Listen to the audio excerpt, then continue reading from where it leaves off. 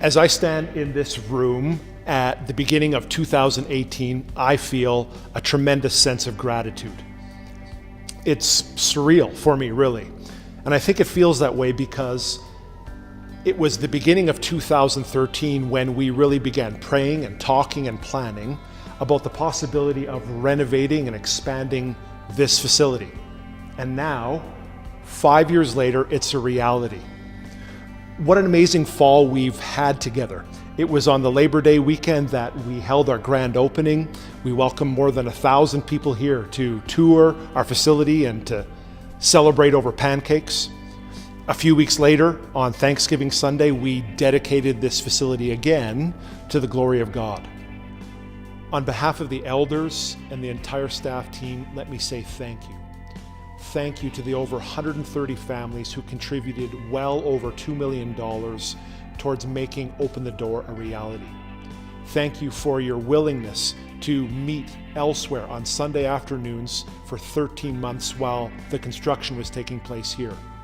Thank you for helping us move out, helping us move back in, and all the little cleanup projects and small construction projects that we did together when we came back in this summer. It's been so encouraging to see the body work together towards this massive undertaking. So now we're back home and it feels great. Let's get down to using this building for what it was designed for. As you know, the structure itself was never the end game. We want to use this building as a tool for building people. Let's use Cochrane Alliance to build kids, to build into youth, to develop seniors and families. We want our facility to be a tool that God can use to invest in the community of Cochrane. Let me tell you how that's already happening. When we planned this renovation, we had the vision of using our building to build into the lives of our families, as well as building into the life of our community here in Cochrane.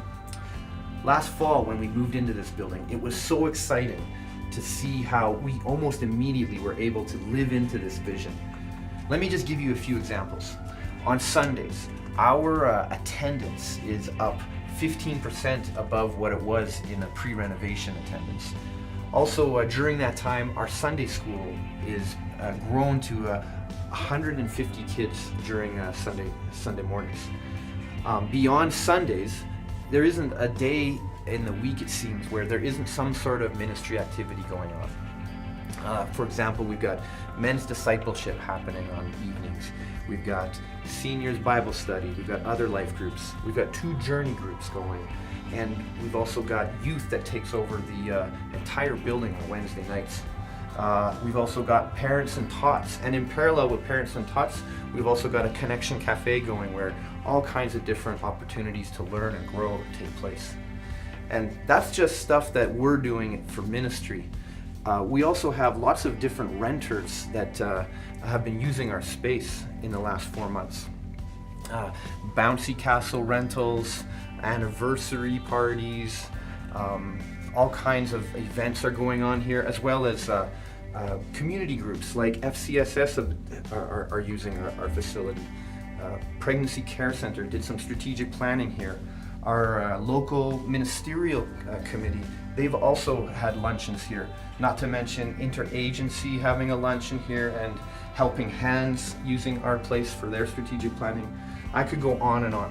While we're having an impact doing all these great things within our walls, we're also having an impact beyond our walls.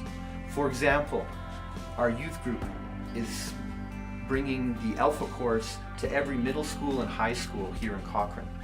We're also throwing our weight behind international student ministries on the Calgary campuses and reaching out to international students who have come from all the nations to come and study here.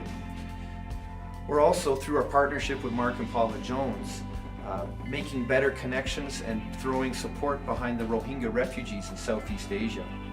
And lastly, we also have a partnership with a church in San Raimundo, Guatemala, where together we have built and begun operating a school for over 100 students who otherwise wouldn't be getting an education. So as you can see, we are having an impact that extends around the globe. So what is Built to Build? Well, we see this as a 2-year effort designed to reduce our debt load so we can stay focused on building people. By participating in Built to Build, you enable us to lean into that kind of building without being unnecessarily bound by our debt.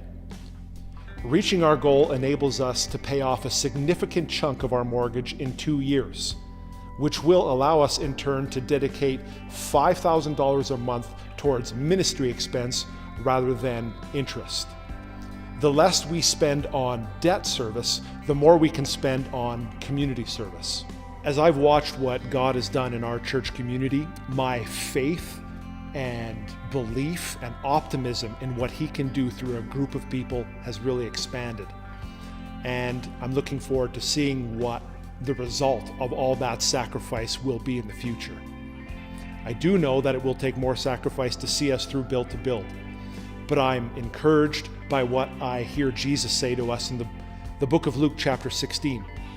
Jesus says to us, use worldly wealth to win friends, to make friendships, so that when those possessions are gone, when this building is gone, those people will welcome you into your eternal home.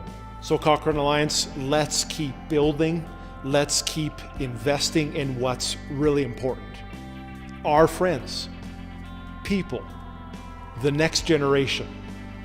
I'm convinced that this building is going to last us well into the future. But people, well, they last forever.